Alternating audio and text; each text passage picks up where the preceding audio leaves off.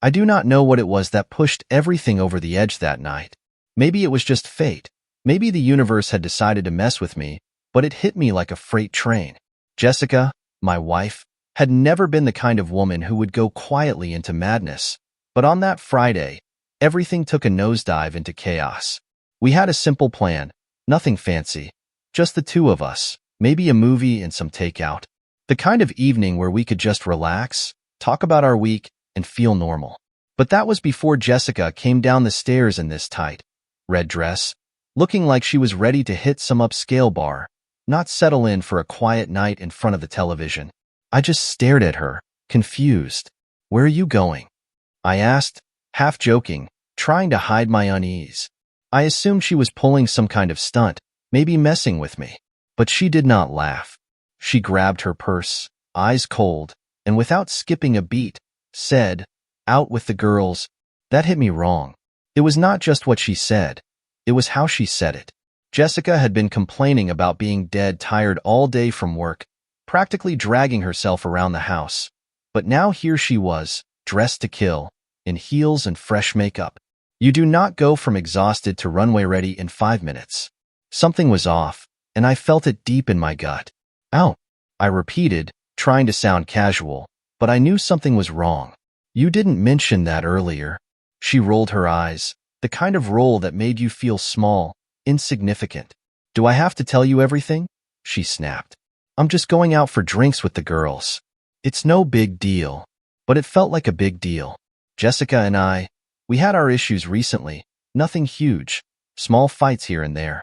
She'd get on me about spending too much time at the gym, and her phone never seemed to stop buzzing with notifications.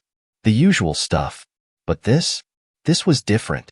The way she dismissed me like I did not matter, like my concerns were just annoying static in her world, it felt like a sucker punch to the chest. I was not going to let it slide. "Which club?" I asked, my voice a little tighter than I intended. "Who are you going with?" Jessica let out this exaggerated sigh, the kind you give a kid when they keep asking why the sky is blue. "Why are you so obsessed with knowing everything?" "It's just some friends from work." "Relax, all right." And that was the moment it hit me. She was lying, and she was not even trying to hide it. There was something so casual, so nonchalant about the way she said it, like she could not care less whether I believed her or not, like none of it mattered to her anymore. I stood there, watching Jessica toss her hand in the air like it was nothing. The tension in the room was thick, like a storm about to break. She had her back turned to me now, as if she had already moved on from this conversation. And for the first time in years, I felt something in me crack. It wasn't just the fact that she was heading out without telling me. It was the way she didn't care. My mind was racing. This wasn't the Jessica I knew, the woman I'd spent years building a life with. She was colder now, almost a stranger. The change hadn't been overnight, but suddenly, it was undeniable. How had I missed it? "I'm asking because it's weird, Jess." I shot back, trying to keep my voice steady, but the edge of frustration was there. "You don't just go from exhausted to needing a night out like that. Something doesn't add up. Who are these friends?" Her expression shifted as she turned to face me again, that smug look creeping back onto her face like she had all the power. "Does it matter?" she said, almost taunting me. "Do I really owe you an explanation for every little thing?" It was like a slap in the face. There was no apology, no attempt to soothe my worries. Instead, she crossed her arms, like she was daring me to push further. I felt the anger rise inside me, burning hotter with every dismissive word she threw my way. "Yeah, it matters," I said, stepping closer, my pulse pounding in my ears. "We're supposed to be in this together. But if you walk out that door without giving me a straight answer, don't expect me to just sit here waiting when you get back." For a second, just a brief moment, I thought I saw a flicker of something in her eyes. Guilt? Regret? But it was gone as quickly as it came. Her lips curled into that same infuriating smirk, and she shook her head as if I was nothing more than a child throwing a tantrum. "Go ahead," she said, her voice sharp, cold. "I'm not asking for permission. You don't get to control me." I stood there, my fists clenched at my sides, every fiber of me screaming to do something, to stop her, to make her see what she was doing. But she wasn't going to listen. She'd already made up her mind. And in that moment, I realized the truth. This wasn't just about a night out with friends. This was bigger. This was the beginning of something darker, something I had tried so hard to ignore. But now, it was staring me right in the face, daring me to deal with it. The door slammed behind her, leaving me standing alone in the empty hallway. The silence in the house was deafening, the kind that wraps around you, suffocating, making you feel small, helpless. My heart was racing as I grabbed my phone, my fingers trembling as I scrolled through her social media. I didn't know what I was looking for, but I knew there had to be something, some clue I'd missed, some sign that would make sense of all this. Everything I thought we had, every smiling photo, every I love you post, it all felt fake now. A lie I'd been too blind to see. And then I remembered. There was a friend she hadn't mentioned in months, Taylor. They used to be inseparable, always going out together. But recently, Jessica had stopped bringing her up. I hadn't thought much of it at the time, but now it felt like a missing piece of the puzzle. I texted Taylor on a whim. "Hey, is Jess with you tonight?" The response came back faster than I expected. "No, I haven't seen her in weeks." Why? That was the gut punch I didn't see coming. She wasn't with her old friends. So where was she? The weight of Taylor's response hit me like a ton of bricks. If Jessica wasn't with her, then where the hell was she? My hands were trembling, and a cold sweat broke out across my forehead. Every instinct in me screamed that something was very, very wrong. I couldn't sit still. My body was buzzing with adrenaline, my mind spinning with 1,000 thoughts, none of them good. I needed to know where Jessica had gone, who she was really with. She had mentioned a club, right?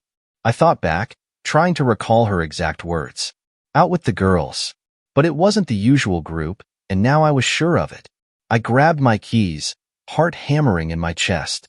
There was this place downtown she'd been talking about recently, Lux, some fancy, high-end spot that had popped up a few months back. Jessica hated crowded places like that, always complained about how loud they were, how she preferred quiet bars where we could actually talk. But lately, she'd mentioned Lux more than once, almost casually, like it was something she'd been thinking about. I jumped in my car, gripping the steering wheel so tight my knuckles went white. Every red flag was flying high now, but I was too angry, too desperate to stop and think about it rationally. I needed to see her, to catch her in the act if it came to that. As I sped through the city streets, the neon lights blurred past, my mind replaying every moment of the past few months. How had I missed this? All the times she'd said she was out with coworkers, or too tired to hang out. The little moments where she seemed distant, her phone constantly buzzing. The way she'd pulled back whenever I tried to talk about us. It was all there, all the signs, but I hadn't wanted to see them. By the time I pulled up outside Lux, I was a mess of nerves and rage. The line outside the club was long. A mix of people laughing and chatting as they waited to get in.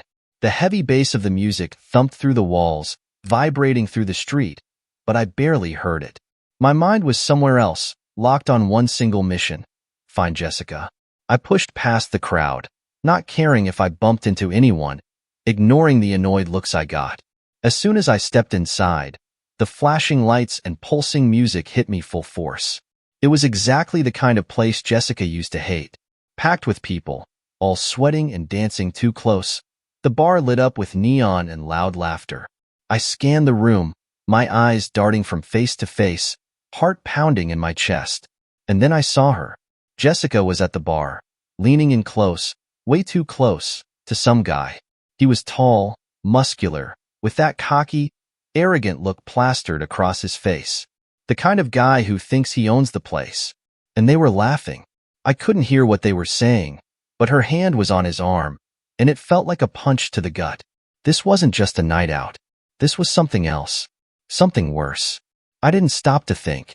I stormed through the crowd, anger boiling over with every step. I felt like a freight train barreling toward them, and there was no stopping it. As I got closer, Jessica finally noticed me. Her face went pale for a split second, like she'd been caught in the act. But then, just as quickly, she recovered. That same infuriating, smug smile spread across her face, like she was in control, like I was the one out of place here. "What are you doing here?" she asked, her voice dripping with sarcasm, as if this was the most normal thing in the world. I clenched my fists, trying to keep my voice from shaking. I should be asking you that, I snapped. Who the hell is he? The guy next to her just smirked, clearly enjoying the tension. He didn't even bother to move, just looked me up and down like I was some kind of joke. Jessica took a sip of her drink, completely unfazed. I told you, she said, her tone flat and uncaring. I'm out. You're acting crazy. I could feel my hands shaking with anger. Who is he? Her smirk grew wider, and she glanced at the guy next to her. Oh, him, she said, her voice mocking. Just someone I met. It's not serious. That was it. That was the moment everything inside me snapped. The lies, the coldness, the sheer audacity of her standing there, right in front of me, like none of it mattered. Like I didn't matter. Everything in me was on fire. The rage, the betrayal. It all hit me like a truck at full speed. Jessica stood there, cool as ice, as if I was just some minor inconvenience in her night. That smug look on her face pushed me over the edge. Not serious? I repeated, my voice shaking, barely able to keep my cool. You really expect me to believe that? Her eyes flickered to the guy beside her, and he had that same grin on his face. The one that made me want to knock him flat on his back, right there in the middle of the club. He leaned in a little, almost like he was challenging me, daring me to do something. It was the kind of arrogance that boiled my blood, and the worst part? Jessica didn't even care. She wasn't hiding anything. This wasn't just an accident or a mistake. She was flaunting it, right in front of me. I took a step closer, my fists clenched so tight I could feel my nails digging into my palms. Is this what you want, Jess? This? After everything we've been through? She let out a laugh, a cold, heartless laugh that chilled me to the bone. Oh, don't be so dramatic, she said, rolling her eyes. You're blowing this way out of proportion. I couldn't believe what I was hearing. She was treating me like I was some fool, some blind idiot who couldn't see the truth. My mind was spinning, the noise of the club fading into the background as my focus zeroed in on her. It was like we were the only two people in the room, the rest of the world falling away as the reality of what was happening hit me. You've been sneaking around behind my back, I growled, my voice barely controlled. And you think I'm the one being dramatic? The guy beside her finally spoke up, his voice smooth, dripping with condescension. Hey man, maybe you two should take this outside. It's really none of my business. I turned to him, eyes blazing, and stepped right up in his face. It's about to be your business if you don't back the hell off, I snapped, my voice low, seething with barely contained rage. He stiffened, probably realizing I wasn't playing around anymore.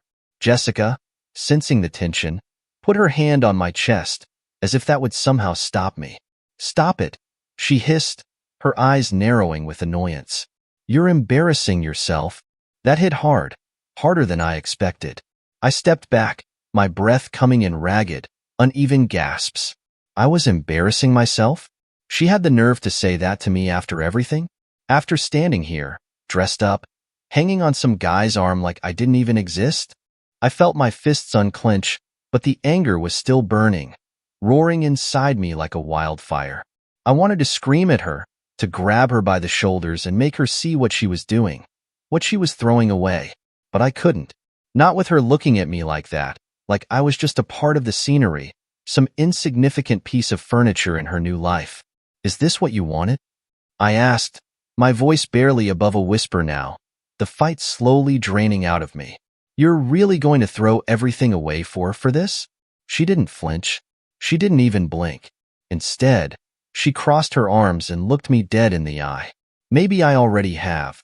That broke me. There it was, the truth laid bare. She didn't care. She wasn't going to apologize. There was no guilt, no regret, nothing. The Jessica I thought I knew was gone. Maybe she had been gone for a long time, and I was too blind, too wrapped up in my own world, to see it. Without another word, I turned and walked away. Every step felt like a weight was being lifted off my shoulders, but at the same time, each step hurt like hell. I could feel my heart breaking with every pace I took, the anger slowly giving way to a deep, crushing sadness. I didn't look back, didn't stop to see if she was watching me leave. It didn't matter anymore. By the time I made it outside, the cool night air hit me like a slap to the face. I stood there for a second, trying to catch my breath, trying to make sense of what had just happened. My whole world had just come crashing down, and the one person who was supposed to be there to help pick up the pieces had been the one holding the hammer. I got into my car, hands shaking, barely able to grip the steering wheel. My mind was racing, heart pounding in my chest as I tried to calm myself down. But I couldn't. The image of Jessica, standing there with that guy, her cold, detached expression, was seared into my brain. She didn't care. She didn't care about me. She didn't care about us. I slammed my fist against the steering wheel, letting out a frustrated yell that echoed inside the car. What the hell was I supposed to do now? How did we even get to this point? The truth was staring me in the face, but I still didn't want to accept it. I wasn't ready for the reality that the woman I'd spent years loving, building a life with, had just tossed me aside like I meant nothing. I started the car and drove, not really knowing where I was going. I just needed to get away. From the club. From her. From everything. The city streets blurred as I sped away from Lux, not knowing where I was heading, just needing to get as far from that place as possible. My hands still shook on the wheel, my mind racing as I tried to process everything that had just gone down. Every second, the scene replayed in my head. Jessica with that guy, her smug smile, the way she looked at me like I was nothing. I drove aimlessly, weaving through the quiet streets of downtown, but no matter how fast I went, I couldn't outrun the sick feeling twisting in my gut. What had happened to us? To her? How had we gone from being in love, making plans for the future, to this mess? For a while, I thought about turning back, going home, confronting her, forcing her to give me some real answers, to tell me what was going on. But then I remembered that cold, distant look in her eyes, the way she laughed when I demanded the truth. She wasn't going to explain anything, and I couldn't take more of her dismissiveness tonight. I pulled over into an empty parking lot and just sat there, the engine idling as I stared blankly out the windshield. The anger was still there, simmering just below the surface, but now there was something else too, doubt. I had spent years with this woman. I thought I knew her, thought I understood what made her tick. How could I have been so blind? A part of me wanted to believe that this was just some temporary phase, that Jessica was going through something she hadn't shared with me yet, and that this whole thing could be fixed if we just sat down and talked. But then her words echoed in my head, sharp and final. Maybe I already have. The more I thought about it, the more it started to make sense. All those times she'd come home late from work, the sudden interest in going out with friends I had never met, the way her phone seemed to buzz with texts she never wanted to explain. How long had this been going on? How long had she been playing me? I leaned my head back against the seat, closing my eyes and trying to push the thoughts away, but they kept coming. Every late night, every unexplained outing, every half-hearted excuse, it all added up. The signs had been there, but I had refused to see them. My phone buzzed in the cup holder beside me, snapping me out of my spiral. For a second, I didn't want to look. I half expected it to be Jessica, sending some snide comment, twisting the knife even further. But when I picked it up, I saw Jason's name on the screen. Hey, man, where are you? You okay?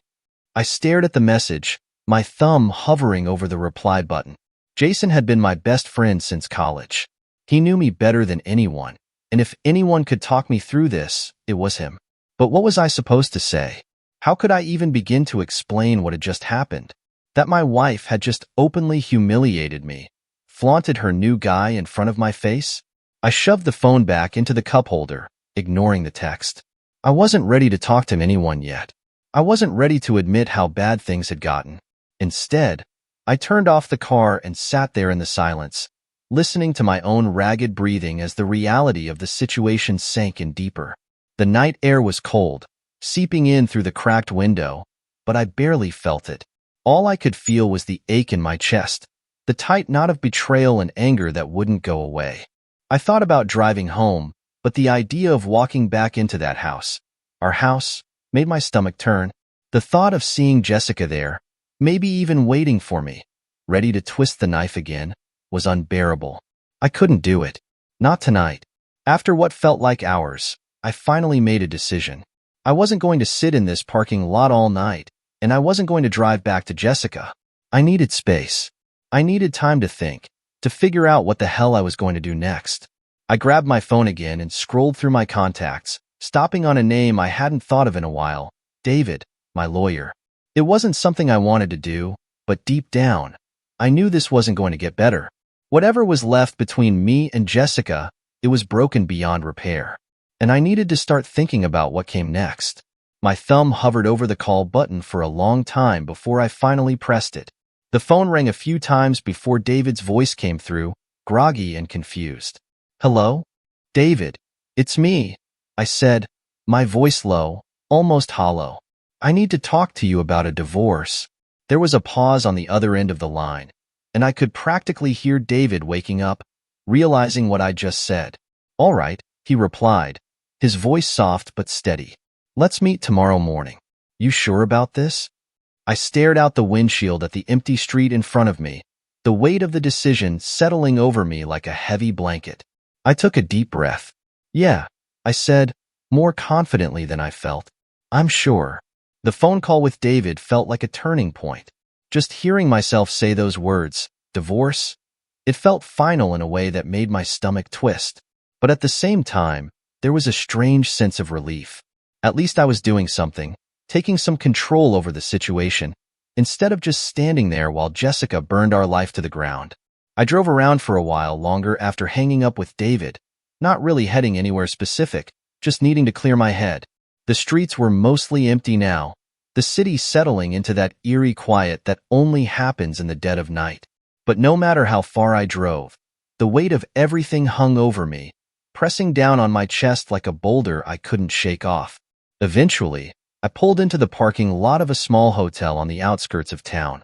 It wasn't much. A faded neon sign flickered above the entrance, and the parking lot was nearly deserted. But it was enough. I wasn't going home tonight. I couldn't face her, not after everything that had happened. Not when every conversation with her felt like walking through a minefield. I checked in, barely paying attention to the clerk's bored expression as he handed me a room key. The room itself was just as unremarkable as the rest of the place. Basic furniture, a bed that looked like it had seen better days, and a small window overlooking the empty parking lot. But it was quiet, and that was all I needed. I dropped my suitcase on the floor and sat down on the edge of the bed, staring at the wall as everything started to sink in. Divorce. The word echoed in my head, bouncing around like some foreign concept I couldn't quite grasp yet. This wasn't just a fight we could work through. This wasn't something that would blow over after a few days of silence. This was the end. I had spent years with Jessica, built a life with her. We had shared everything, dreams, plans for the future, even the mundane day-to-day stuff like grocery shopping and arguing over what to watch on TV. And now, all of it felt like it was slipping through my fingers. I thought back to the day we got married. How nervous I had been, standing at the altar, waiting for her to walk down the aisle. I had loved her so much back then. Hell, I still loved her, despite everything. But the woman I married wasn't the same person anymore. I had seen it in her eyes tonight, the coldness, the detachment. She had checked out long before I realized it. The worst part was, I still didn't fully understand why. Sure, we had our issues. Every couple does. I wasn't perfect, and neither was she. But I had never thought it would come to this. To her standing in front of me, laughing in my face while she cozied up to some guy at a bar like I didn't even exist. I felt a lump form in my throat, and I swallowed hard, trying to push the emotions down. I wasn't going to fall apart here. Not in this cheap hotel room. Not like this. But the weight of it all was too much, and before I knew it, I was sitting there with my head in my hands, the tears coming whether I wanted them to or not. It wasn't just the betrayal. It was the loss of everything I thought I knew. The future I thought we had together, the life we were supposed to build. All of it was gone now, ripped apart by lies and secrets I hadn't seen coming. After a while, I wiped my face and sat up straight, taking a deep breath to steady myself. This wasn't the time to fall apart. I had already made the decision. I had called David, and tomorrow, we'd start the process. I wasn't going to let her destroy me, not any more than she already had. But no matter how many times I told myself that, the ache in my chest wouldn't go away. The emptiness, the hollow feeling that came from knowing the person you loved wasn't who you thought they were. I had given her everything, my trust, my heart, my life, and she had thrown it all away like it was nothing. My phone buzzed in my pocket, and for a second, I thought about ignoring it. I didn't want to talk to anyone right now, but when I pulled it out and saw Jason's name on the screen, I hesitated. "Call me, man. I'm worried about you." I stared at the message for a long time, my thumb hovering over the screen. Jason was my best friend. He had been there for me through everything, every high and low, every stupid mistake I'd made. If anyone could help me sort through this mess, it was him. But how was I supposed to explain what had happened? How could I put into words the total destruction of my marriage?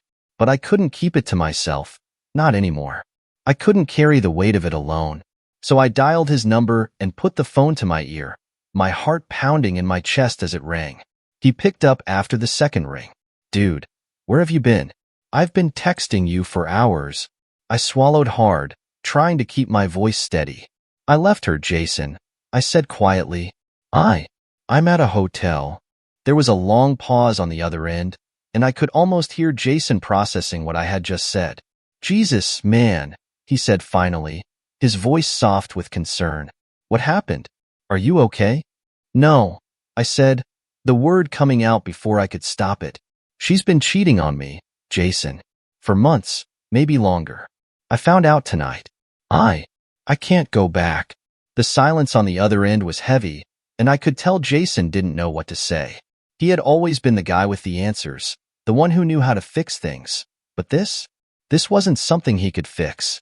"Jesus," he muttered again. "I'm so sorry, man. I had no idea. Do you need me to come over?" I shook my head, even though he couldn't see me. "No, I just needed to talk to someone. I'm meeting with David tomorrow. I'm filing for divorce." Another long pause. "You're sure?" I let out a shaky breath. "Yeah, I'm sure." The next morning came faster than I expected. I hadn't slept, not really. I had just spent the night tossing and turning in that stiff hotel bed, my mind running in circles.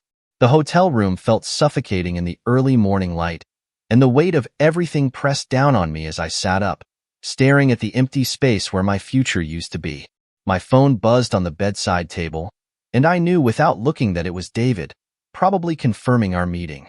I picked it up and saw his message, "Ready when you are. Let's make this as painless as possible." Painless. The word almost made me laugh. There was no painless way out of this. There was only ripping off the bandage and facing whatever came next. I got dressed slowly, every movement heavy with the reality of what I was about to do. Filing for divorce wasn't just some legal process. It was the end of everything I had known for years. The end of Jessica and me. The end of our life together. But it was also the start of something new, something I wasn't sure I was ready for.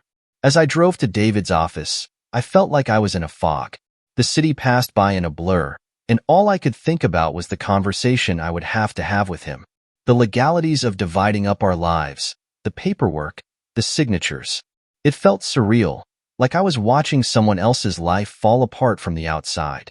When I pulled into the parking lot, David was waiting for me by the door, dressed in his usual sharp suit. He gave me a grim nod as I approached, his eyes full of understanding. "Let's get this done," he said quietly, leading me inside. We sat down in his office, and he laid out the papers in front of me, explaining the process step by step. I nodded along, not really listening to the details. I just wanted it over with. But as I picked up the pen to sign the first document, a flood of memories hit me all at once. I remembered the day Jessica and I had moved into our house, so full of hope and plans for the future. I remembered the nights we'd stayed up talking about kids, vacations we wanted to take, the life we were going to build together. It felt like a lifetime ago, and yet it was all still so vivid in my mind. "Are you sure about this?" David asked, his voice soft, like he could see the hesitation in my eyes.